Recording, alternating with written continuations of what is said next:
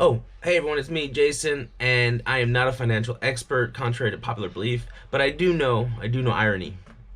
Blackstone's CEO, Blackstone is an alternative portfolio manager. They manage trillions of dollars, primarily in commercial real estate around the world.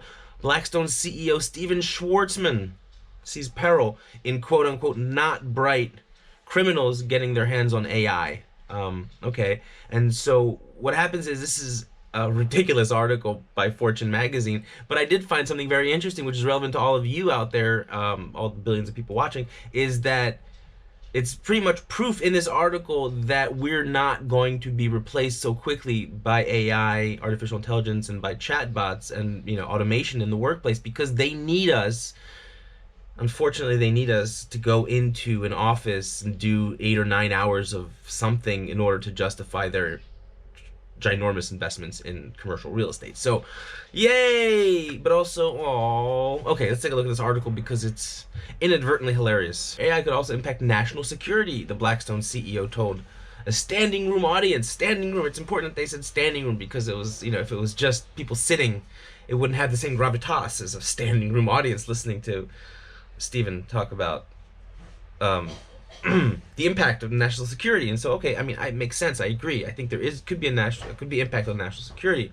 Schwartzman pointed to the war in Ukraine and the use of drones. You could actually have this kind of sci-fi war of machines at a certain point. How do you interfere with that? He said. Okay, so here's the thing. That is a concern, the drone wars, but not the biggest concern. I mean, one of the biggest things that we're seeing out of the Ukraine and especially out of Israel and the Palestinian conflict is that AI is being used in a way that's different. It's not being used to weaponize drones. I mean, it possibly is, but primarily it's being used to shape public opinion. It's being used. They're using Midjourney and Dolly to create images that never happened, of events that never happened, and so that's the biggest concern to national security is that there's no more truth. There's no more ground truth anymore. Everything is, you go onto TikTok, you go onto Twitter, onto X or whatever, and then you're seeing images that have been fabricated to sort of sway public opinion. People actually believe some of these images. I know I've fallen for one or two of those. So to me, that's the biggest concern, and not. I mean, drones. Okay, weaponized drones. I mean, it's terrifying, right? But it's much scarier to have propaganda and disinformation at a global scale, right? Okay, this is my favorite part right here. This is my favorite part. Right? Schwartzman is not a technologist, but one of AI's early backers and a proponent of the technology. Interesting. He's one of the early backers. I've actually never heard of this guy other than the context of his billions and millions of dollars of bonuses. The PE billionaire has donated about $500 million to AI education and research. Okay, it's kind of vague. The Wall Street Journal reported Thursday. This includes a $350 million gift to MIT, which is not the Miami Institute of Talent, apparently. I didn't know that. In 2018, followed by a grant to Oxford that ultimately totaled over 190 million pounds, equivalent to roughly $240 million. The exec's enthusiasm for AI is so well known, is it, that Maria Bartiromo, the Fox Business Network anchor and global markets editor who moderated the panel, quipped that Schwartzman could be called the father of AI. The father of AI. I mean, not Alan Turing. He's turning in his grave, who was definitely the father of Geoffrey Hinton or a bunch of other people along the way who actually were involved in AI. This guy who gave a lot of money to MIT, the father. So what does that? I mean, what does that make me? Am I the uncle of AI? If this guy's the father of AI, obviously the father of AI, he must have learned it. He must have been like, he went to school and studied computer science, and he must have. This guy is old enough. Maybe even knew Alan Turing, but no. Schwartzman talked about how he learned of the technology in 2015. So basically, I learned about the technology before this guy.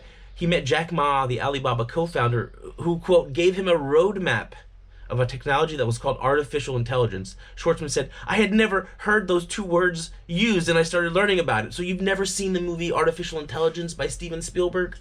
You've never seen that movie? You've never heard the combination of artificial intelligence until Jack Ma on stage was like, "Hey, this is artificial intelligence." That's ridiculous. Also, that's terrifying.